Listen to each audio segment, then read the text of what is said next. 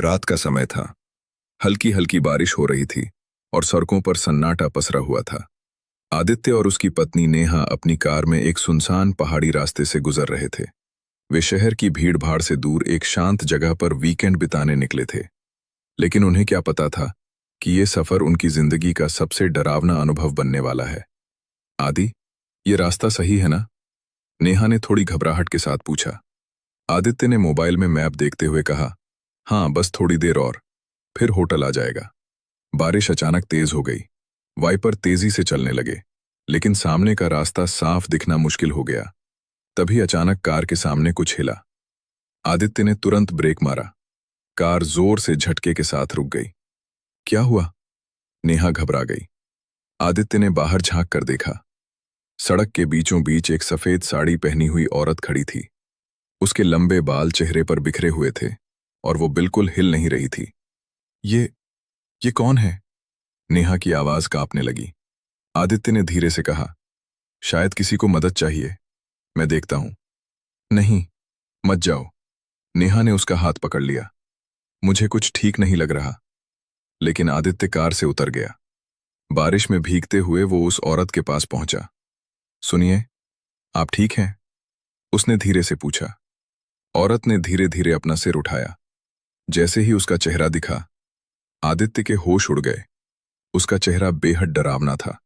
आंखें पूरी काली, होंठ फटे हुए और चेहरे पर अजीब सी मुस्कान। तुम मुझे छोड़कर क्यों चले गए?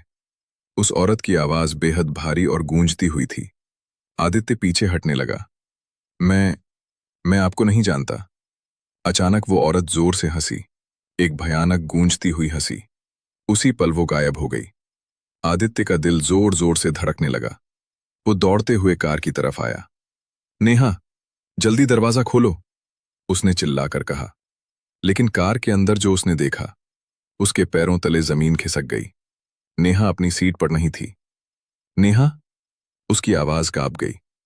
अचानक पीछे की सीट से आवाज आई, आदि, मैं यहां हूं। आदित्य ने धीरे धीरे पीछे मुड़कर देखा। नेहा वहां बैठी थी। लेकिन कुछ अजीब था। उसका चेहरा पूरी तरह सफेद था और उसकी आंखें बिल्कुल काली। नेहा, तुम ठीक हो? आदित्य ने डरते हुए पूछा। नेहा ने मुस्कुराते हुए कहा, हाँ, अब मैं बिल्कुल ठीक हूं। उसकी मुस्कान धीरे धीरे डरावनी होती जा रही थी। अचानक उसने अपना सिर एक अजीब कोण पर घुमा लिया। इतना कि कोई इंसान ऐसा नहीं कर सकता। आदि, तुम मुझे पहचानते नहीं? उसकी आवाज बदल चुकी थी। आदित्य का गला सूख गया। तुम नेहा नहीं हो? अचानक कार के शीशे पर जोर जोर से कोई दस्तक देने लगा। आदित्य ने बाहर देखा। वही सफेद साड़ी वाली औरत खिड़की के बाहर खड़ी थी। उसे मत छूना, बाहर वाली औरत चिल्ला रही थी। वो तुम्हारी नेहा नहीं है? आदित्य का दिमाग घूम गया। तो असली नेहा कौन है? अंदर बैठी नेहा हंसने लगी। बहुत देर हो चुकी है। अचानक कार का इंजन अपने आप चालू हो गया। दरवाजे लॉक हो गए। आदित्य ने घबराकर दरवाजा खोलने की कोशिश की, लेकिन कुछ नहीं हुआ। बाहर वाली औरत लगातार चिल्ला रही थी, भागो, वो तुम्हें भी अपने साथ ले जाएगी। अचानक अंदर बैठी नेहा ने आदित्य का हाथ पकड़ लिया। उसका हाथ बर्फ की तरह ठंडा था। अब तुम कहीं नहीं जा सकते, उसने फुसफुसाते हुए कहा। कार अपने आप तेजी से आगे बढ़ने लगी। सामने एक गहरी खाई थी। नेहा, छोड़ो मुझे, आदित्य चिल्लाया। लेकिन वो औरत बस हंस रही थी। जैसे ही कार खाई के किनारे पहुंची, अचानक बाहर वाली औरत कार के सामने आ गई।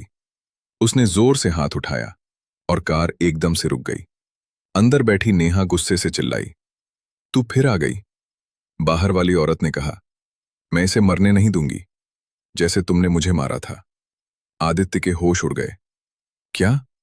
बाहर वाली औरत ने धीरे से कहा, सालों पहले इस रास्ते पर इसने मुझे धक्का देकर मार दिया था और अब ये हर कपल को मारती है।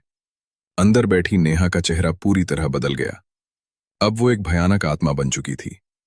अगर मैं मर गई तो ये भी मरेगा, उसने चिल्लाया। अचानक कार जोर जोर से हिलने लगी। बाहर वाली आत्मा ने अपनी पूरी ताकत लगाई और कार का दरवाजा खोल दिया। भागो, उसने आदित्य से कहा।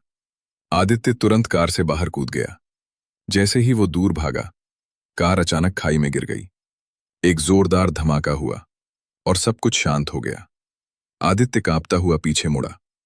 बाहर वाली आत्मा अब धीरे धीरे गायब हो रही थी। धन्यवाद, आदित्य ने कांपती आवाज में कहा। उसने हल्की मुस्कान दी और बोली, अगली बार सुनसान रास्तों से दूर रहना। और फिर वो पूरी तरह गायब हो गई। अगले दिन जब पुलिस वहां पहुंची, उन्हें खाई में एक जली हुई कार मिली और उसके अंदर 2 लाशें थीं। लेकिन सबसे हैरान करने वाली बात यह थी कि आदित्य का कहीं कोई नामो निशान नहीं मिला। कहते हैं, आज भी उस रास्ते पर रात में एक आदमी मदद मांगते हुए दिखता है और उसके साथ एक सफेद साड़ी वाली औरत खड़ी होती है। जो भी उन्हें देखता है, वो कभी वापस नहीं आता।